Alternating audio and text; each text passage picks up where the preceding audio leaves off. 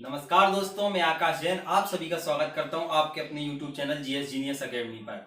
दोस्तों, जैसा कि आपको पता है कि हमारी श्रृंखला चल रही है भौतिक भूगोल की। इस समय भारतीय भूगोल का भी हमने रोक रखा है। भौतिक भूगोल में क्या लोगों को पता नहीं रहता बहुत चीजें और एक सिस्टमेटिक क्रम में नहीं मिल पाती हैं। तो अभी तक हमने देखा कि ब्रह्मांड की उत्पत्ति कैसे हुई, अक्षांशीय देशांतरीय रेखाएं, तारे कैसे बने, आकाश गंगाएं क्या होती हैं। तो आकाश गंगाओं में हजारों अरबों तारे होते हैं। तारा कैसे बनता है, तारे के जीवन काल हमने देख चुके हैं। आज हम हमारे सौर मंडल के मुखिया सूरज की बात करेंगे, सूर्य की बात करेंगे। उम्मीद है इससे पहली वाली वीडियो आपने देख रखी होंगी। इससे बाहर पेपर में कुछ भी नहीं आएगा, अगर जितना पढ़ा रहा हूँ और उतना याद रखा है आपने। तो उम्मीद है आपको दिख रहा होगा। बस कल इसकी समस्या सॉल्व करेंगे अपन, और मैं बोलता जाऊंगा तो ध्यान से सुनना। सूर्य पर बात करेंगे और सौर मंडल पर कल बात करेंगे। तो अभी मैं सूर्य के बारे में बता रहा हूँ आपको। सूर्य बोले तो सन। सबसे पहले तो सूर्य हमारे सौर मंडल का मुखिया है। थोड़ा सौर मंडल के बारे में जान लो। सौर मंडल क्या होता है? पृथ्वी, 8 ग्रह, उपग्रह, उल्का पिंड एवं अन्य कई खगोलीय पिंड मिलकर क्या बनाते हैं? सौर मंडल बनाते हैं। सौर मंडल किसी भी तारे का अपना एक सौर मंडल होता है।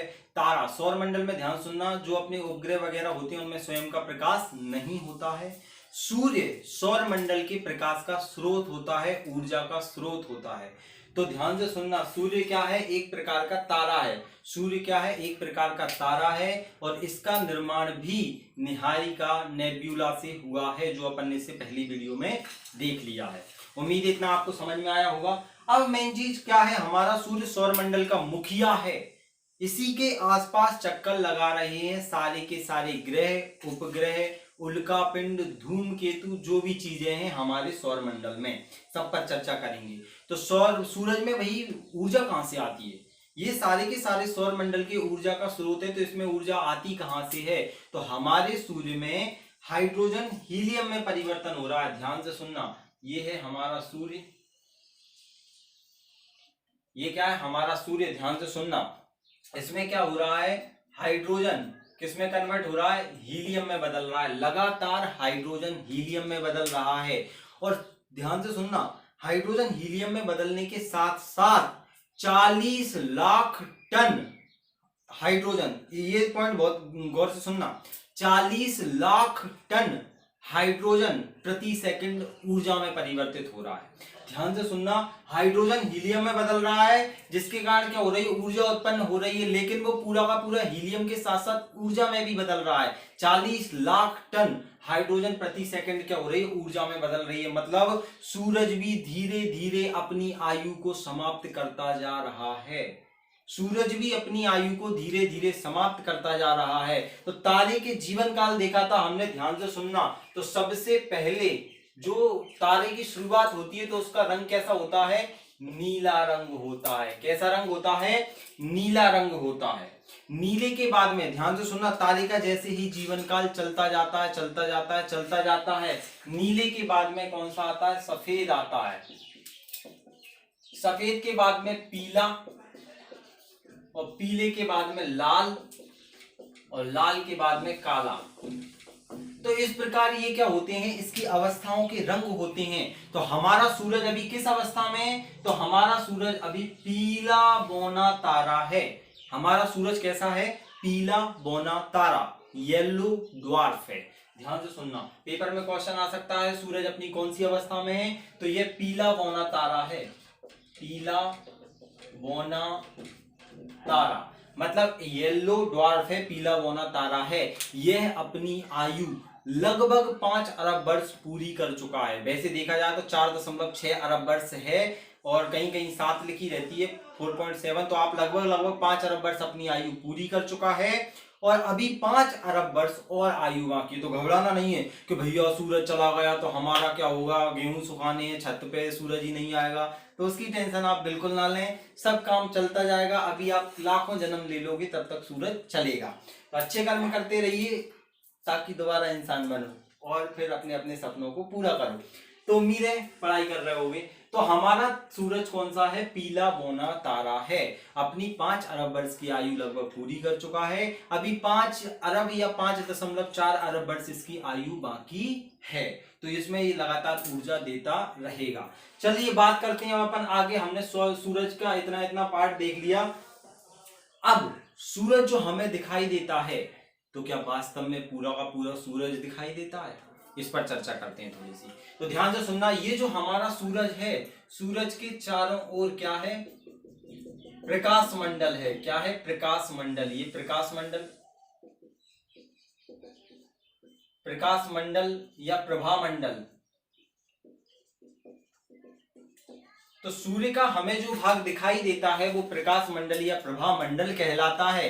ध्यान से सुनना, सूर्य का वह भाग जो हमें दिखाई देता है वह प्रकाश मंडल या प्रभा मंडल कहलाता है। जबकि सूर्य ग्रहण के समय, मैं आपको पढ़ाऊंगा चंद्र ग्रहण क्या होती है, सूर्य ग्रहण क्या होती है, सप्तमी क्या होती है, अष्टमी क्या होती है, ज्वार भाटा, सब एक क्रम में चलेगा।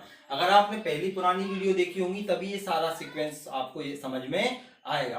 तो देखा हमने कि भाई जो हमें सूरज का प्रकाश दिखाई देता है, सूरज दिखाई देता है, वो प्रकाश मंडल है, प्रभा मंडल है। लेकिन ये कोरोना क्या होता है? ये वाला कोरोना नहीं जो चल रहा है, कोरोना सूरज के संबंध में क्या होता है?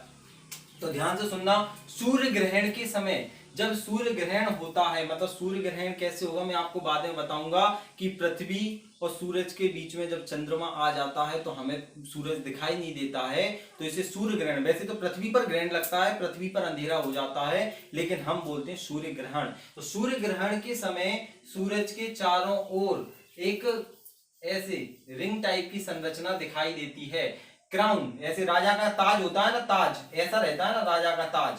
ये राजा है, तो ये राजा का जो ताज रहता है, ध्यान से सुनना, इसको बोलते हैं क्राउन का ताज, क्राउन। तो ये ध्यान से सुनना, क्राउन जैसा दिखाई देता है, इसीलिए इसको बोलते हैं कोरोना।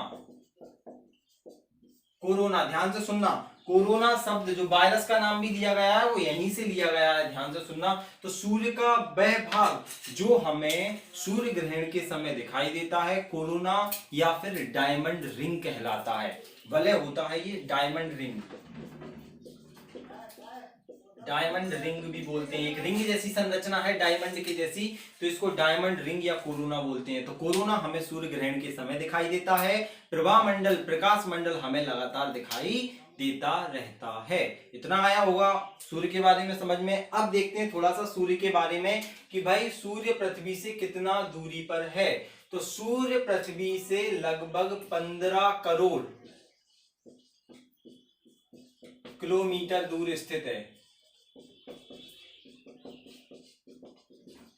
सूर्य हमारी पृथ्वी से कितनी दूरी पर है? सूर्य हमारी पृथ्वी से लगभग या 15 करोड़ किलोमीटर दूर स्थित है। हमारी पृथ्वी सूरज के चारों ओर चक्कर लगा रही है। मान लो ये है, क्या है ये, मान लो ये सूरज है, ये क्या है, ये सूरज है। तो क्या हो रही है, हमारी पृथ्वी सूरज के चारों ओर एक दीर्घ वृत्ताकार पथ में गति कर रही है। दीर्घ वृत्ताकार, वृत्ताकार क्या होता है हम आगे देखेंगे। एक दीर्घ वृत्ताकार पथ में हमारी पृथ्वी सूरज के चक्कर लगा रही है। तो सूरज से हमारी पृथ्वी की दूरी कितनी है? 15 करोड़ किलोमीटर दूर स्थित है। लेकिन ये दीर्घ वृत्ताकार पथ में गति कर रही है, तो कभी पृथ्वी सूरज के करीब जाती है, कभी दूर। देखो ये पास में गई, ये दूर हो गई, ये पास में गई, ये दूर हो गई। तो बोला जाता है कि सूरज कभी पृथ्वी के नजदीक होता है और कभी दूर होता है। तो इस स्थिति को क्या बोला जाता है? तो ध्यान से सुनना, जो सूरज ये है, मान लो सूर्य, सूर्य, तो सूर्य के चारों ओर पृथ्वी क्या कर रही है? एक दीर्घ वृत्ताकार पथ में क्या कर रही है? गति कर रही है, चक्कर लगा रही है। ध्यान से सुनना, तो ये पृथ्वी है, तो कभी पृथ्वी यहां होती है और कभी पृथ्वी यहां होती है। पृथ्वी, ये भी पृथ्वी है, तो यहां तो दूर है और यहां पास में है। तो ध्यान से सुनना, ये घटना कहलाती है उपसौर और अपसौर। उप मतलब नजदीक, उप समीप आना, और अपसौर अपमान करना मतलब दूर भगाना। अप मतलब दूर, उप मतलब पास। तो ध्यान से सुनना, जब सूरज पृथ्वी के पास में होता है तो इसे बोला जाता है उपसौर। उपसौर की घटना ये कब होती है? 3 जनवरी को होती है। इस दिन सूरज, ध्यान से सुनना, कितना होता है? 14 करोड़ 70 लाख किलोमीटर। मतलब नजदीक होता है कितना कि भाई यहाँ 15 करोड़ था तो 30 लाख का फर्क पड़ रहा है यहाँ पर, तो 14.70 लाख किलोमीटर, मतलब 14 करोड़ 70 लाख किलोमीटर का होता है 3 जनवरी। तो पेपर में क्वेश्चन आएगा ऑफशोर की घटना कब होती है, जब सूरज पृथ्वी के नजदीक आता है। हालांकि पृथ्वी सूरज के नजदीक जाती है क्योंकि वो चक्कर लगा रही है। फिर 3 जनवरी को ये घटना होती है और 14,70,000 किलोमीटर की दूरी बचती है। अब देखते हैं दूर, दूर मतलब अपसौर। ये अपसौर की घटना कब होती है, बीच वाला भाग होता है जून, जून के बाद आता है जुलाई, तो ये होगी 4 जुलाई। दूर है तो संख्या बड़ी है, बहुत कम है, तो ध्यान से सुनना। 4 जुलाई को क्या होता है, सूरज पृथ्वी के दूर होता है। कितना दूर होता है, तो 15 करोड़ 20 लाख किलोमीटर। 15 करोड़ 20 लाख किलोमीटर क्या होता है, सूरज की दूरी होती है पृथ्वी से, मतलब ज्यादा दूर होती है 4 जुलाई को। अब ये दूरी से क्या फर्क पड़ता है, भारत देश को इससे फायदा है या नुकसान है, ये मैं आपको पढ़ाऊंगा जब मैं आपको पढ़ाऊंगा पृथ्वी की गतियां, परिक्रमण गति, घूर्णन गति क्या होती है, ये सारी की सारी मैं आपसे चर्चा करूंगा। तो ध्यान से सुनना। उपसौर अपन ने देख लिया, अपसौर देख लिया, 3 जनवरी और 4 जुलाई को क्या होता है ये हमने पूरा चर्चा कर ली है। अब हम चलते हैं आगे। तो भाई सूरज हमारी पृथ्वी से कितना है, 15 करोड़ किलोमीटर दूर स्थित है। तो हमारी पृथ्वी का स्वयं का प्रकाश उत्पन्न करती है, बिल्कुल नहीं, केवल सूरज के सामने वाला हिस्सा प्रकाशित होता है। तो सूरज से जो प्रकाश आता है वो पृथ्वी पर कितने समय में आ जाता है, तो सूरज से जो प्रकाश पृथ्वी पर आता है उसमें लगभग लगभग, ध्यान से सुनना, 500 मिनट, 500 सेकंड, 8 मिनट 20 सेकंड। देखते हैं, अगर मैं यहाँ पे लिख दूं 500 सेकंड का समय लगता है, 500 सेकंड बोले तो हमारे कितने हो जाएंगे, 8 मिनट और 20 सेकंड। कहीं कहीं 19 सेकंड भी लिखा रहता है, लेकिन आप इतना याद रखो क्योंकि इसको 6 से डिवाइड करेंगे तो 48 और 20 सेकंड एक्स्ट्रा बचेंगे। तो क्वेश्चन आ सकता है कि भाई सूरज का प्रकाश पृथ्वी पर कितने समय में आ जाता है, तो 8 मिनट 20 सेकंड में सूरज का प्रकाश पृथ्वी पर आ जाता है। तो ये हमने देखा अभी तक सूरज के बारे में। अब सूरज क्या है, हमारी पृथ्वी का तारा है, हमारे सौर मंडल का मुखिया है। तो क्या सूरज का भी कोई ना कोई निकटतम तारा होगा, जी हाँ, सूरज का भी कोई ना कोई निकटतम तारा है जिसका नाम क्या है, उसका नाम है प्रोक्सिमा सेंचुरी। देखते हैं हमारे सूरज के निकटतम तारे का नाम क्या है, प्रोक्सिमा सेंचुरी। याद रखो, याद रखो, एक दो बार मन में ही बोल लो। अगर आपको कुछ बनना है तो चीजें याद रखनी पड़ेंगी, थोड़ी मेहनत करनी पड़ेगी, हर चीज कोई हाथ में नहीं दे देगा आपके। और आप समझदार हो, अब तो ऐसा तो नहीं है कि आप बच्चे हो जबरदस्ती आपको पढ़ाई करवाई जा रही है। तो ध्यान से सुनना, सूर्य के निकटतम तारा, सूर्य के निकटतम तारा, तो सूर्य के निकटतम तारे का नाम क्या है, प्रोक्सिमा सेंचुरी। Proxima Centauri. तो हमारे सूर्य के निकटतम तारे का नाम क्या है, प्रोक्सिमा सेंचुरी है। हमारी पृथ्वी सूरज के चक्कर लगा रही है, क्या सूरज भी किसी के चक्कर लगाता है, जी हाँ, सूरज अपनी आकाश गंगा के केंद्र का चक्कर लगा रहा है। सूरज भी अपनी आकाश गंगा के केंद्र का चक्कर लगा रहा है। कल हमने आकाश गंगा पढ़ा था, परसों, आपको पता होगा। तो सूरज भी अपनी आकाश गंगा के केंद्र का चक्कर लगा रहा है। तो थोड़ा उस पर चर्चा कर लेते हैं कि भैया कैसे क्या लगा रहा है। ये है हमारा सूरज। सूरज क्या कर रहा है, अपनी आकाश गंगा के केंद्र का क्या कर रहा है, चक्कर लगा रहा है सूरज। ये देखो, ये सूरज क्या कर रहा है, चक्कर लगा रहा है अपनी आकाश गंगा के।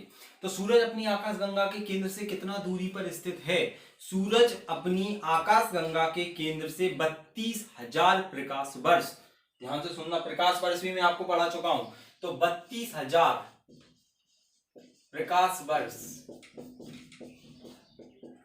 32,000 प्रकाश वर्ष की दूरी पर सूरज अपने केंद्र से, आकाश गंगा के केंद्र से स्थित है। और ये जो चक्कर लगा रहा है ना, 250 किलोमीटर पर सेकंड की स्पीड से लगा रहा है। कितने से, ये जो चक्कर लगा रहा है, ये लगा रहा है 250 किलोमीटर प्रति सेकंड। एक सेकंड में 250 किलोमीटर, मतलब सट, बहुत ही जल्दी से। ध्यान सुनना, आपकी गाड़ी तो जा ही नहीं पाएगी, छोड़ो, ठीक है। 250 किलोमीटर की स्पीड से क्या कर रहा है, सूरज अपने केंद्र के चक्कर लगा रहा है। तो सर ये चक्कर पूरा कब करता है, हमारी पृथ्वी तो 365 दिन में कर लेती है, मतलब समझ गया, आप बाद में पढ़ाऊंगा मैं 365 या 365 बनवाए 2।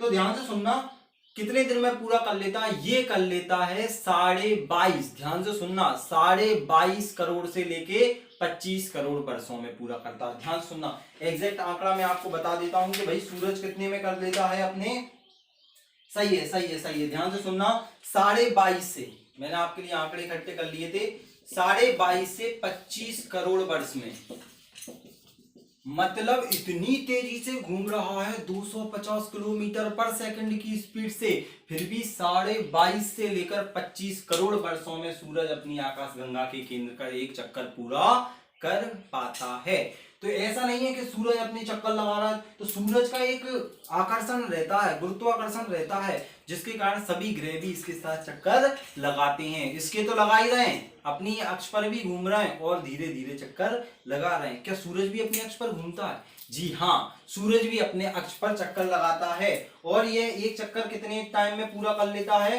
क्या सूरज भी, मैंने आपके लिए डाटा इकट्ठा किया, ध्यान से सुनना, सूरज भी चक्कर लगा रहा है 27 दिनों में। ध्यान से सुनना, सूरज भी अपनी धुरी पर घूम रहा है और अपनी धुरी में 27 दिनों में एक बार राउंड लगा लेता है। तो अभी तक हमने क्या जानकारी देखी, ध्यान से सुनना, कि सूरज अपने आकाशगंगा के केंद्र से 32,000 प्रकाश वर्ष दूर स्थित है। ये अपने आकाशगंगा के केंद्र का चक्कर लगा रहा है और वो भी 250 किलोमीटर पर सेकंड, और पूरा कब करता है? 22.5 से 25 करोड़ प्रकाश वर्ष में पूरा कर लेता है। अब थोड़ी फैक्चुअल जानकारी ले लें कि भैया सूर्य का व्यास कितना है, पृथ्वी से कितना, कैसा क्या, तो देखते हैं थोड़ा सा। अपन लास्ट चल रहा है, बस कंप्लीट है, इसके बाद में फिर अपन सौर मंडल पर चर्चा करेंगे। थोड़ी फैक्चुअल जानकारी है, फैक्ट अगर आप देखना चाहते हो तो आपके लिए है। और एक चीज और ध्यान से सुनना, सूरज के बीच में क्या होते हैं? हल्के हल्के धब्बे होते हैं। सूरज के बीच में हल्के हल्के से धब्बे होते हैं, इन्हें सौर कलंक बोला जाता है, सौर कलंक।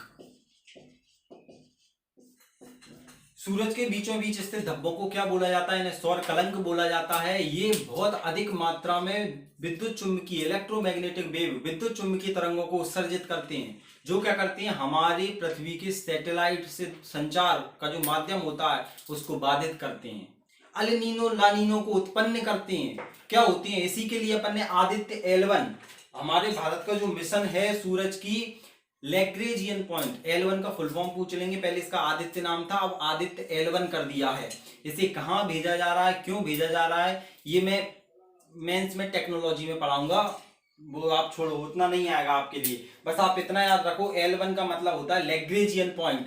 ऐसा पॉइंट होता है जहां पर पृथ्वी का गुरुत्वाकर्षण समाप्त हो जाता है और सूरज का चुंबकीय क्षेत्र सबसे प्रबल होता है और उसका छोड़ो गुरुत्वाकर्षण प्रारंभ होता है, उसे लैग्रेंजियन पॉइंट बोलते हैं। तो हमारा आदित्य L1, आप इतना याद रखो, आदित्य L1 कहां पर? पूरे के पूरे सौर कलंक और सूरज के कोरोना वाले भाग का अध्ययन करने के लिए भेजा गया है।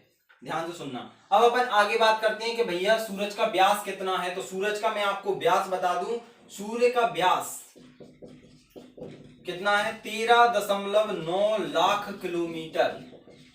कितना है? 13.9 लाख किलोमीटर, जो पृथ्वी के व्यास से लगभग 109 गुना बड़ा है। कितना? पृथ्वी के व्यास से लगभग 109 गुना अधिक है। ये पेपर में पूछ लेते हैं फैक्ट में कि भाई सूरज का व्यास कितना है। सूरज का व्यास है 13.9 लाख किलोमीटर, जो कि पृथ्वी के व्यास से 109 गुना अधिक है। एक चीज और पूछ लेते हैं, इसका द्रव्यमान कितना है, वजन कितना है। तो इसका द्रव्यमान याद रखना आप, इसका द्रव्यमान होता है 1.9 गुणा 10 की घात 30 किलोग्राम।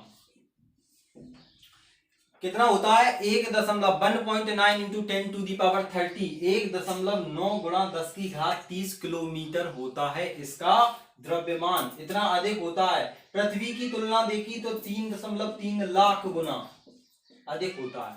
पृथ्वी से सूरज का भार कितना होता है? 3.3 लाख गुना अधिक होता है। तो ये दोनों पॉइंट आपको याद रखना है, बाकी कुछ भी याद नहीं रखना आपको। सूरज में प्रकाश कैसे आता है? नाभिकीय संलयन के द्वारा। हाइड्रोजन हीलियम में परिवर्तित हो रहा है और इसमें अधिकांश 75% हाइड्रोजन होता है, 25% हीलियम होता है और अन्य रेडिएशन वगैरह भी होते हैं। तो चलते हैं एक बार रिवाइज करते हैं, बाकी तो सारी की सारी चीजें कोई भी आपके मतलब की नहीं है, हाई लेवल की है, कोई मतलब नहीं है, ठीक है। तो अभी तक हमने सूरज में क्या क्या देख लिया कि भैया हमारा सूरज पीला बौना तारा है। सूरज हमारी पृथ्वी से 15 करोड़ किलोमीटर दूर स्थित है और जो कि लगभग कभी पास में आ जाता है, कभी दूर आ जाता है। उपसौर और अपसौर की घटना होती है। उपसौर की घटना मतलब नजदीक आना, नजदीक आता है तो दूरी कम बचती है, 14 करोड़ 70 लाख किलोमीटर होती है और ये इसको बोला जाता है उपसौर। उप मतलब नजदीक आना और अपसौर मतलब दूर जाना। तो अपसौर की घटना क्या होती है, जब दूर होता है तो इसका फायदा भी पृथ्वी पर पड़ता है। उत्तरी ध्रुव वालों को मैं आपको पढ़ाऊंगा जब मौसम देखेंगे तब। तो हमने देखा और सूर्य के निकटतम तारे का नाम है प्रोक्सिमा सेंचुरी। सूर्य के बाह्य भाग को कोरोना या डायमंड रिंग बोला जाता है, ठीक है। और उम्मीद है ये सारी की सारी चीजें आपको समझ में आ गई होंगी। तो अगर अच्छा लगे तो लाइक करना। जय हिंद, वंदे मातरम। स्क्रीनशॉट ले लो।